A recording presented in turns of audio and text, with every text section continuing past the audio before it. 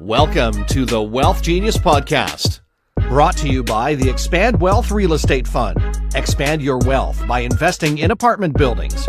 Go to expandwealthfund.com to book your info session. The Wealth Genius Podcast, strategies for multifamily real estate investing, mindset, community, success. The Wealth Genius Podcast with your host, the godfather of real estate, Alfonso Cuadra, who has expansive experience in business and massive success as a real estate investor. The Wealth Genius Podcast. Let's dive into today's episode. And we're rolling. Can you believe it? I love talking to you. We're friends for a long time, and I'm just sitting back and watching this journey that you're on. I'm so curious. What do you see from your end of things? What do I see? I see growth. I see, obviously, it only took, 7 years of knowing you till you told me that you were like a pastor at one point. And I'm like, what? You never told me that. But like, you have this innate, feeling that you want to teach, you want to give as much as possible. And I see that, I recognize that. And then I seen you going through this journey, this kind of like, rebirth of Adriana. Literally, yes. That's a good word. So let's start there. Yeah. Let's start right there at the rebirth. Wow. And what happened. What has happened? What's going on? Oh, my God. That's, wow. That's a great place to start. Yeah. We all have identities that we have developed over time. Since we were kids, things happen to us in our lives, traumas, hardships, good things too. Our parents. Our parents. I say this all the time. We mess up our kids. And as a parent now, yeah, it's exactly, terrifying. exactly. I feel like I see it happening. As it's happening, I'm like, it's happening right now. She's going to need a therapist. I'm going to, damn it. And we grow up, and as we develop and as we grow, we have all these identities that we've attached to and patterns of thoughts and behaviors, which we call our ego. And we have many egos within us. It's this identity that we pull out. And like, I'm this I want to make sure you're saying ego, not eagle. Not eagle. Yes, ego. Because we want to be eagles. We do want to be egos, yes. I'm saying like Your ego. ego. Yeah. And the interesting thing with that is, as beautiful as the ego and as much as it serves us, it also holds us back. It holds us in this box of who we think we are and who we claim we are and how we show up to the world. Do you agree with having an ego? We cannot get rid of the ego. I mean, you can have experiences where you do temporarily, but it always comes back. Because if you don't have an ego, you also don't feel love. You don't feel passion. You can't get up on stage and get 1,000 people going without the ego. So you need the ego. The ego is not evil, but it shouldn't be running your life. That's where we get in trouble, is when the ego is up front, then that's all you can be, versus knowing who you are on the inside and your true highest self, and allowing that version to now leverage the ego to do what you need to do here in the 3D world. And so it's like managing your ego, and you've come to this rebirth, probably not the first time. No, yeah. Right? But this latest time, it's like you have arrived. It feels like coming home. Yeah. So what was it? Something specific with the ego? Like, what is it? Yeah, there was a lot of shedding of old identities. A big one for me was I grew up with a single mom, as you know, and she still is to this day. I was on the phone with her for an hour coming here. She still is very often in her survival mode. So I grew up with a lot of stress, a lot of chaos, a lot of like feeling unsafe, feeling unheard, feeling unseen. And when you grow up like that, how can you even truly know who you are on the inside or appreciate who you are? So there was this critical voice inside my head that could not see who I truly was and could not appreciate it. That touched my sense of worthiness, my sense of like well-being, my sense of love for myself. being able to arrive at a place where I can now deeply, truly love myself and see myself has changed everything in my life. What does one have to do to get there? Huh. We talked about rebirth. For you to be reborn, you have to die first. Mm-hmm. So it's not a very fun experience, although it's so beautiful. I was gonna ask, have you read the book The Power of Now? I have. Yeah. So is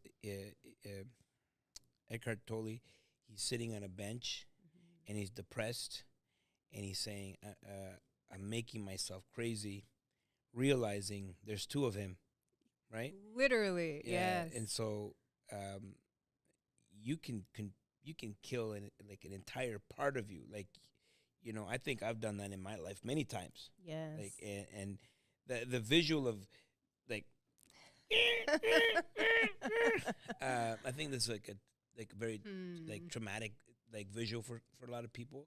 But I think that the trauma of saying this part of me has to die, Yes. right, for you to now be truly be rebirthed.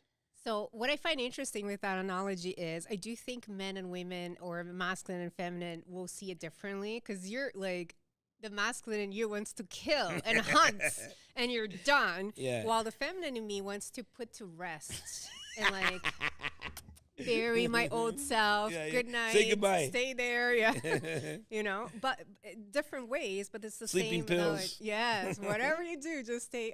Yeah. I came back from a retreat back in May, and I had the craziest experience at night. I think I told you about this, actually. Came back from a retreat where I was doing a lot of the shedding of the old self.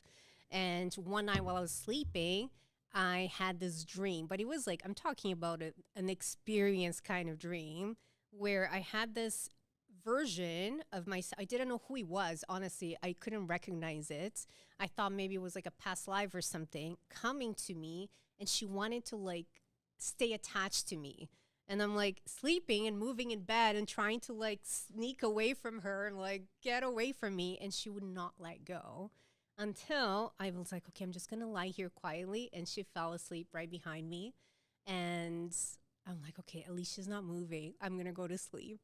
And the next day I talked to my coach, and she said, that's your old version of you, your ego that's trying to hold on to who you are becoming today, because it is a death of the ego. So, yeah. So interesting. These they're so visual, right? It's like so it's like visual. two separate people. And you know what? So okay, so you let go of the ego, you put that person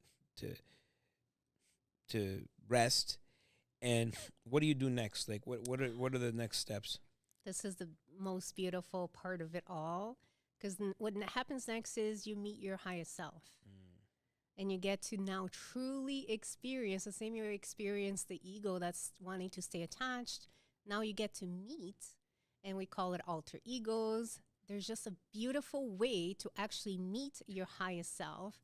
And it's a new person. And it's kind of like meeting God a little bit. So I met my highest self, one of them, and her name is Everest. And I get to now experience who she is and who I'm becoming.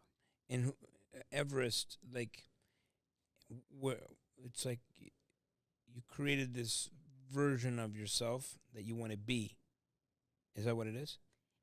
So the process was a little less logical than that, but sure, like, yeah, no, because I know that, and maybe it's sort of along these lines, like Beyonce, for example, she's got some alter ego that when she gets on stage, she's like embodies this person that eventually that person and Beyonce are one. I can't remember the name. Sasha, right? Sasha Fierce? Something like that, yeah. Something like that. Something like that. And then you embody the essence of that person of who you, like this, like your alter ego, you were saying, right? And I don't think people spend enough time doing that. No. Because I know that in my culture, it's not, you're not supposed to show off, or, you know what I mean? Like having an trying to like betrayed God, for example. It's Yes. not something that is kind of looked upon as a positive, you know. I know that growing up, my mom always told me, "Don't show off, Hmm. don't do this, don't do that." But a lot of these things are cultural, you know. They are, and the interesting thing is like. Beyonce is a really clear example where she is like becoming this character where she is like showing off, for lack of a better word. She's putting a show. Yeah. um, Not every highest self will lead you to that. Your highest self can lead you to have a much better marriage. And I'm an example of that. Your highest self can lead you to being a much better parent. Your higher self can lead you to making way more money and making way more impact with your work. It's just a really holier, wholesome, better, more loving, more depth version of you. And what's the process of designing this higher self? I Or love do you have this to design, or process. it's just something that shows up? Yeah, so we do use like a meditative state, like almost a hypnotic state, as one of the ways that you can use to uncover it. It comes to you as opposed to you trying to write it down, all the characteristics comes from within you, your subconscious, because you know who you truly are on the inside. And that's what allows you to uncover. When you put your brain waves into a hypnotic state, you allow your conscious mind, your logical brain, the one that's always thinking, making decisions, pros and cons lists, to rest, so that you allow your subconscious to now speak. For sometimes the first time in a long time for a lot of people, and you're asking it questions under that hypnotic state. And you ask questions like, think of a memory from your past, present, or future where you show up at your highest, best self. And then now describe that memory to me. And you're starting to describe where you are, what is happening, who are you? And then I will get to ask you, what is that version of yourself? What is his name? And it's so interesting how the name just 99% of the time just comes to you. I just knew the name. I didn't make it up. I didn't think about it. I didn't research it. It just came to me.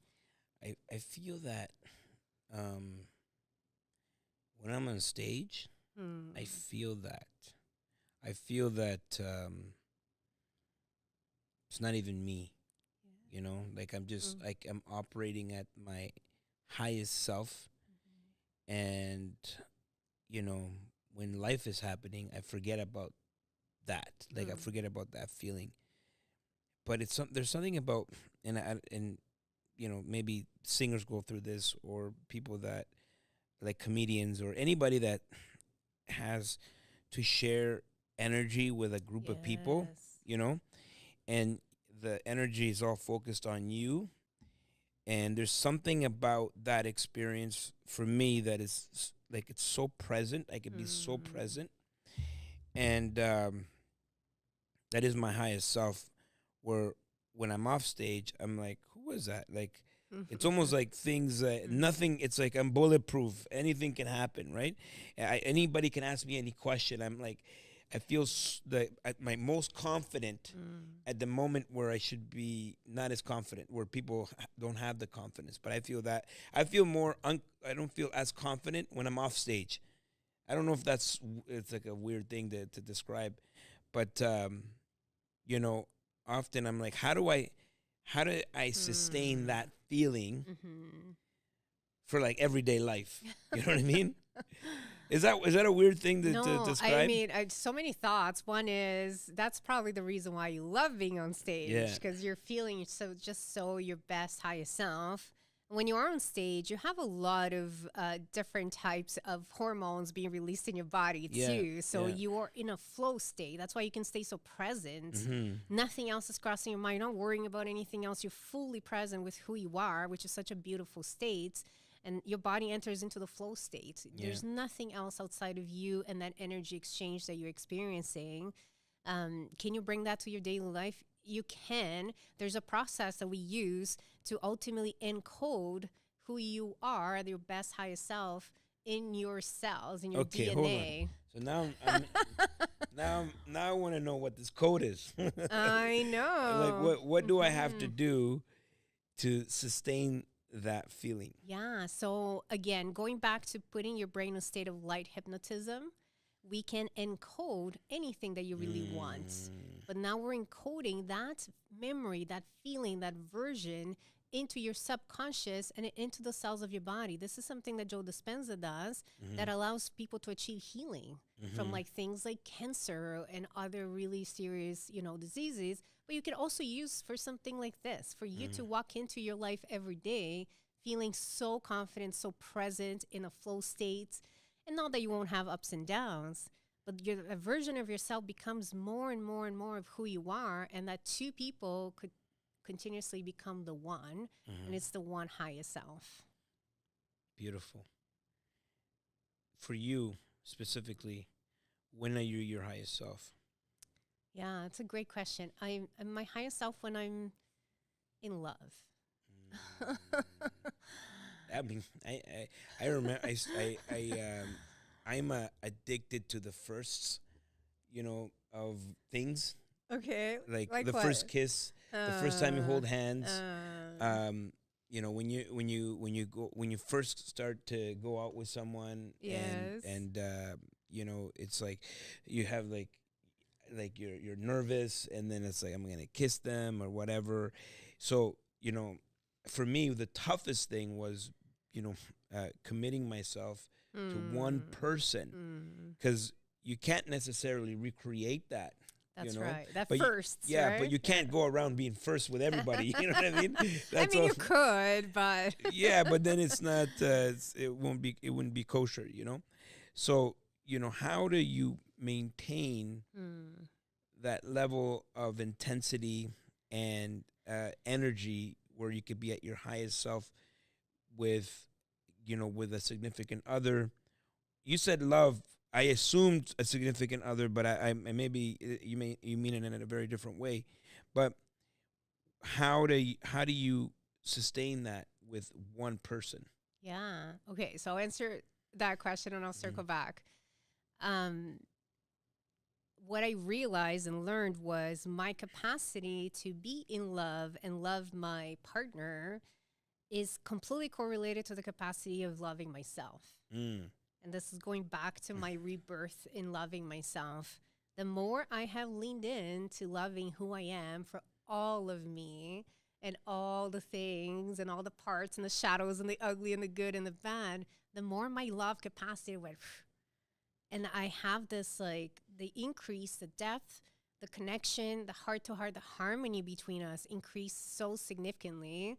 And we are in such a place of love now that I haven't experienced in my marriage. We've been married for, it's going to be 16 years. Congratulations. Thank you. And, we went through, death cycle there too in our marriage.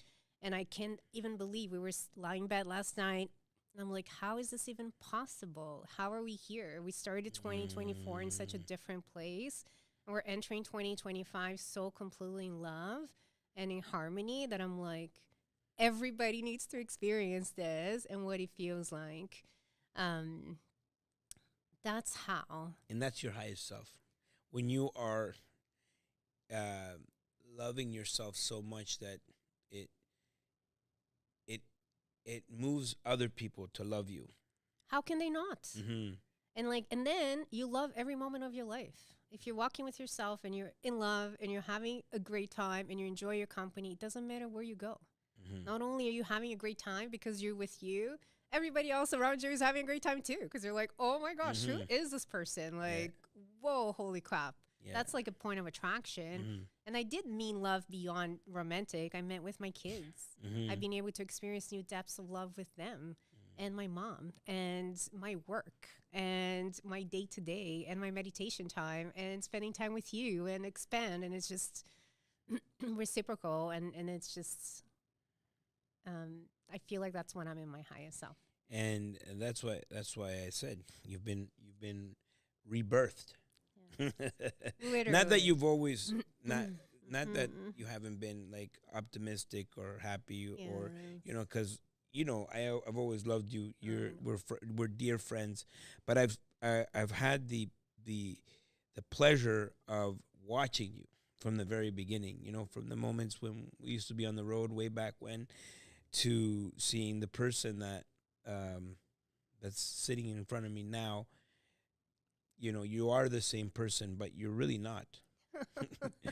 You know, and we really must, you know, we have to mourn for the old Adriana. Lots of love That's to that's her. that's Lots and lots of that's love. resting in peace. And then we have this new, I would say, loving and powerful person that you've become.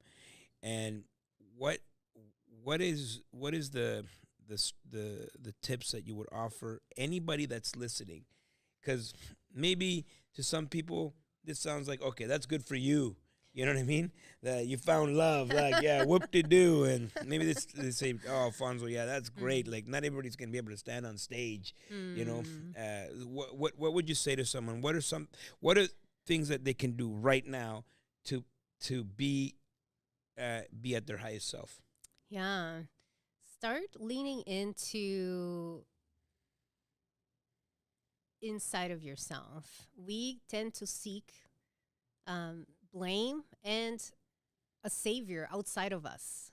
Who is here to save me? Who is here to blame for all the things that are going wrong in my life? The government. Oh my God. I was just on a call and it was like the government and the banks and the whole system. I'm like, oh my, okay. No. You know? So like that's our, you know, and that's the ego right there, because the ego has that identity and it points to everybody else, and we get into a victim, like, you know, pattern of belief and behaviors. Turn your eyes inward. Like, it's very little that happens to you it happens, but very little that happens to you has anything to do with anything outside of you. You have full control, or quite a bit of control of what your reality looks like. And start leaning in, especially where we live with how blessed we are. Start leaning inside as opposed to outside. Start spending time with yourself. How many of us can sit still in silence with ourselves? That would be my Achilles heel, right? Tell me. Well, I just don't do that. I need someone around always. I cannot be by myself. And Can I? Yeah, you go ahead. Yeah. You can diagnose me right now. I got issues. Yeah, okay. We all do. That's the story you're telling yourself. See, that's the ego story of like, Yeah, I'm that's like true. this. I'm an identity. I cannot be alone. I love people. I need somebody. Helene, you're going to the bathroom. Like, come with me. Yeah. Like, yeah. that's a story, right? And you probably repeated so many times to yourself and to others that you truly I believe that I that's agree. the case. Yeah. I definitely agree. And thank you for pointing it out. You know, I am creating that story, you know. Having said that, I will try. Well, you know what? I'm by myself in the bathroom.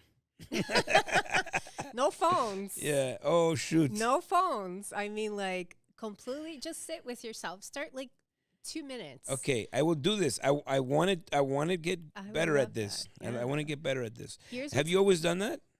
always no. No. I was just like everybody. I mean, and mind you, I'm not saying I'm far from being perfect. I mean, so much better now. Here's what I'll tell you that's gonna happen. Like when you sit, So what do you do? Like, where do you sit? Like in a in the living room? Yeah. So in my case, and I mean, I have 2 kids and a husband. Everybody's home all the time. I don't have as much alone time as I'd like to. I use the car a lot.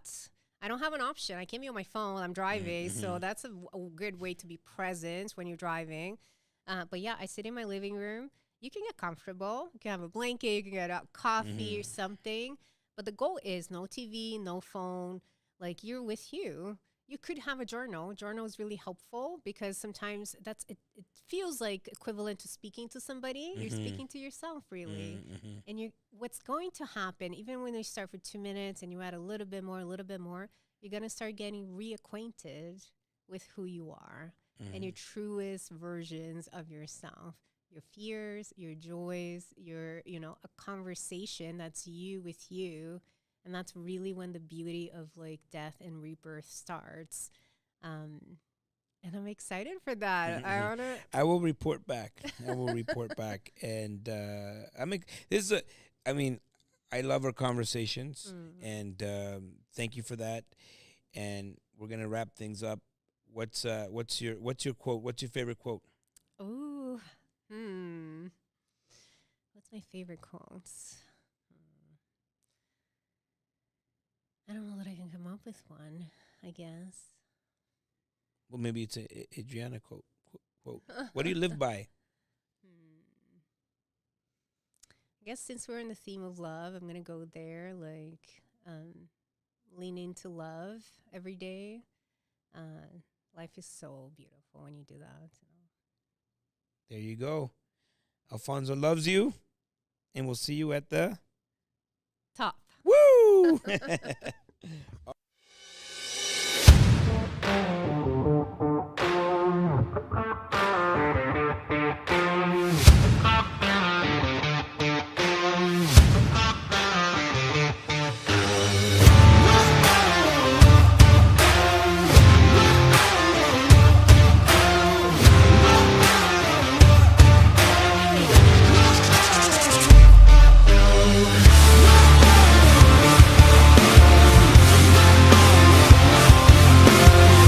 We made that announcement. Someone must have caught it. Someone must have been listening. Where's the next expand?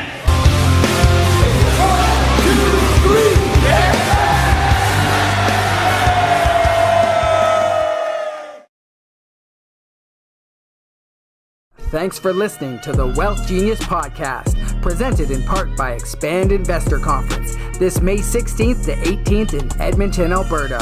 Get your tickets now at wealthgenius.ai/expand, and we'll see you at the top.